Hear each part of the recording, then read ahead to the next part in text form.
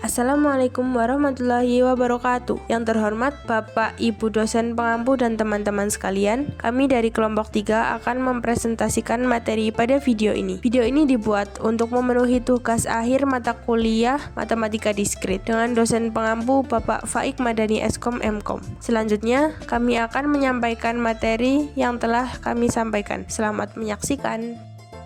Yang pertama yaitu pengertian upagraf. Upagraf adalah graf yang dibentuk dari sebuah graf utama atau graf induk dengan cara memilih beberapa simpul lalu mengambil semua sisi yang menghubungkan simpul-simpul tersebut. Berbeda dengan subgraf biasa yang memungkinkan pemilihan sisi secara bebas. Pada upagraf, pemilihan sisi bersifat otomatis dan wajib. Artinya, jika dua simpul dipilih di graf asal terdapat sisi yang menghubungkan keduanya, maka sisi tersebut harus ikut masuk ke dalam upagraf. Dengan demikian, upagraf menjaga hubungan asli antar simpul seperti pada graf induknya. Selanjutnya, upagraf dibentuk melalui langkah-langkah berikut. Yang pertama, memilih himpunan simpul dari graf asal. Yang kedua, mengambil semua sisi yang menghubungkan simpul-simpul terpilih tersebut. Dan yang ketiga, tidak boleh memilih sisi secara sembarangan karena sisi dibentuk oleh hubungan pada graf induk. Misalkan terdapat graf G sama dengan VE, dipilih V aksen merupakan himpunan bagian dari V, maka upagraf ditulis sebagai G V aksen. Sisi pada upagraf adalah semua sisi di E yang kedua ujungnya berada di V aksen. Selanjutnya contoh upagraf. Misalkan graf asal memiliki simpul V sama dengan A, B, C, D. Sisi E sama dengan AB, AC, BC, CD. Kemudian dipilih simpul V aksen sama dengan A, B, C. Maka upagraf yang terbentuk memiliki simpul A, B, C dan sisi AB, AC, BC. Sisi CD tidak ikut karena simpul D tidak termasuk dalam V aksen. Contoh ini menunjukkan bahwa upagraf hanya mempertahankan hubungan yang relevan dengan simpul terpilih. Selanjutnya, ciri-ciri upagraf. Upagraf memiliki beberapa ciri utama, yaitu yang pertama, ditentukan oleh pemilihan simpul, bukan sisi. Yang kedua, semua sisi yang terhubung antar simpul wajib diambil. Yang ketiga,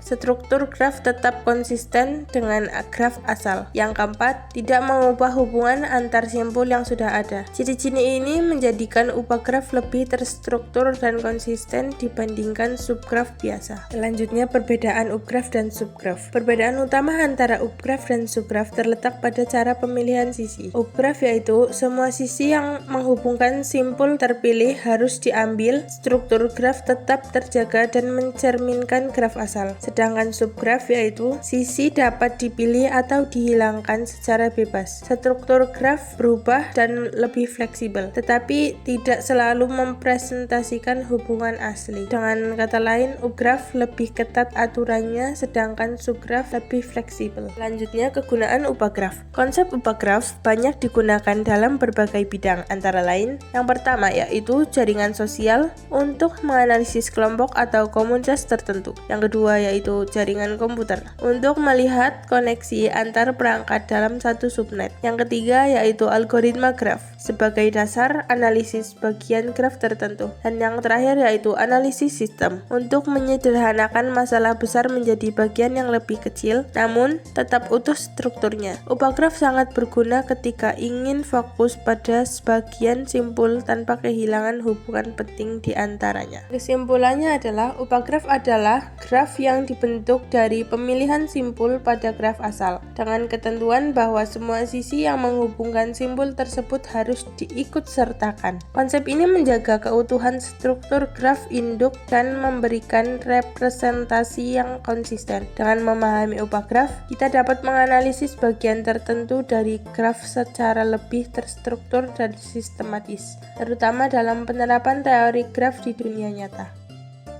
Kapset. Kapset adalah operasi dalam teori himpunan yang menggabungkan semua elemen dari dua atau lebih himpunan menjadi satu himpunan tanpa ada pengulangan. Simbolnya adalah union atau gabungan. Notasinya yaitu sebagai berikut. Cara bacanya adalah A gabungan B adalah himpunan X, di mana X adalah anggota A atau X adalah anggota B. Sifat kapset yaitu ada komutatif, asosiatif, identitas, dan idempoten. Rumus kardinalitasnya sebagai berikut. Cara bacanya adalah kardinalitas kardinalitas A gabungan B sama dengan kardinalitas A ditambah kardinalitas B dikurangi kardinalitas A irisan B, yang digunakan untuk menghitung jumlah elemen gabungan tanpa menghitung ganda. Untuk contoh dari kapset itu ada himpunan angka, himpunan huruf, dan interval bilangan. Untuk himpunan angka dan himpunan huruf memiliki cara penyelesaian yang sama, yaitu untuk menentukan A gabungan B, maka kita harus menyatukan semua anggota yang berada di himpunan A dan himpunan B, dan apabila ada anggota yang sama, maka kita cukup menuliskan satu saja. Sedangkan untuk interval bilangan, di mana himpunan A memiliki anggota interval tertutup min 2 sampai 3 dan B interval tertutup 1 sampai 5, maka untuk menentukan A gabungan B, kita harus menyatukan semua anggota dari kedua interval tersebut. Karena nilai yang paling kiri dimulai dari min 2 milik A dan nilai paling kanan berakhir di 5 milik B, maka A gabungan B adalah interval tertutup dari min 2,5. Beberapa penerapan kapset dalam kehidupan yaitu digunakan sebagai pengolahan database, data siswa, statistik, dan komputer atau programming. Selanjutnya, saya akan menjelaskan mengenai graph paper type. Graph paper type adalah graf yang himpunan simbol atau vertexnya dapat dibagi menjadi dua kelompok berbeda. Setiap sisi atau edge hanya boleh menghubungkan simbol dari kelompok yang berbeda. Artinya, tidak boleh ada sisi yang menghubungkan dua simbol yang berada dalam kelompok yang sama. Konsep ini banyak digunakan untuk merepresentasikan hubungan antara dua jenis objek yang berbeda. Ciri-ciri graph paper type. Graph paper type memiliki beberapa karakteristik utama. Yang pertama, seluruh simbol dibagi menjadi dua himpunan yang saling terpisah. Kedua, setiap sisi hanya menghubungkan simbol dari dua himpunan yang berbeda, sehingga tidak ada hubungan antara simbol dalam himpunan yang sama. Dan ketiga, graph paper type tidak memiliki siklus atau cycle dengan jumlah sisi ganjil. Selain itu, graph paper type juga dapat diwarnai menggunakan dua warna tanpa ada dua simpul yang bertetangga memiliki warna yang sama. Sifat ini dikenal sebagai two coloring. Contoh dari graph paper type. Pada contoh ini, terdapat dua himpunan simbol. Kelompok pertama adalah mahasiswa yang terdiri dari Andi, Budi, dan Citra. Sedangkan kelompok dua adalah mata kuliah, yaitu matematika diskrit dan basis data. Hubungan yang ditunjukkan pada graf di gambar adalah Andi mengambil matematika diskrit, Budi mengambil matematika diskrit dan basis data, sedangkan Citra mengambil basis data. Karena semua sisi hanya menghubungkan mahasiswa dengan mata kuliah dan tidak ada hubungan antar mahasiswa maupun antar mata kuliah, maka graf tersebut merupakan contoh graph paper type. Penerapan graph paper type. Dalam kehidupan sehari-hari, graph paper type memiliki banyak penerapan. Contohnya pada sistem penugasan karyawan ke pekerjaan yang sesuai, pencocokan mahasiswa dengan dosen pembimbing, sistem rekomendasi film atau produk berdasarkan pengguna, marketplace yang menghubungkan penjual dan pembeli, serta berbagai permasalahan penjadwalan. Penggunaan graph paper type membantu proses pencocokan menjadi lebih terstruktur dan efisien. Jadi sebagai kesimpulan, graph paper type adalah graf yang membagi simbol menjadi dua himpunan berbeda, di mana setiap sisi hanya menghubungkan simbol dari himpunan yang berbeda. Graf ini memiliki karakteristik khusus seperti tidak memiliki siklus ganjil dan banyak diterapkan dalam berbagai bidang, terutama untuk menyelesaikan masalah pencocokan atau matching. Ini saya akan menjelaskan materi mengenai graf planar dan graf bidang.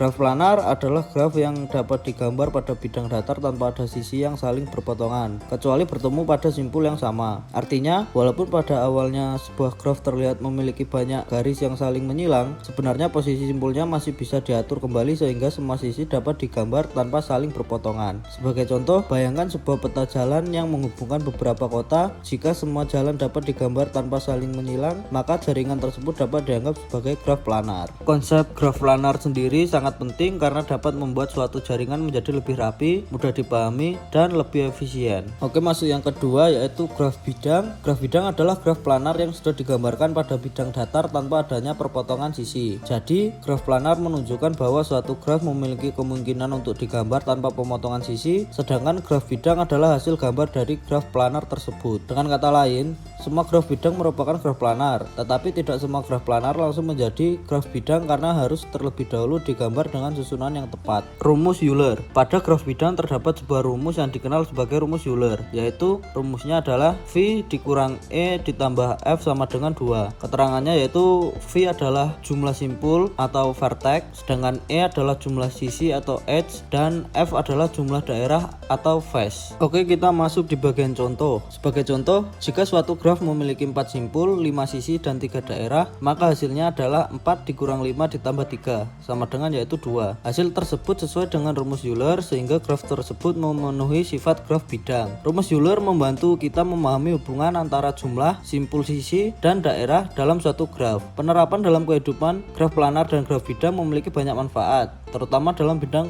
informatika dan teknik. Dan beberapa penerapannya diantara lain adalah: 1.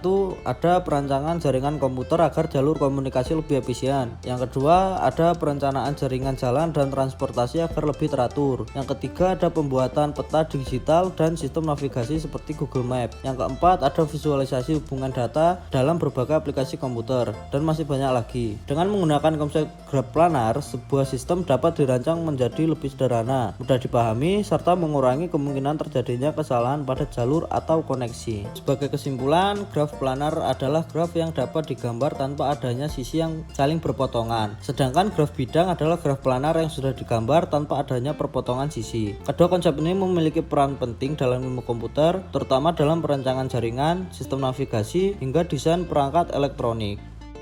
Baik, saya lanjutkan pada teorema Kuratowski.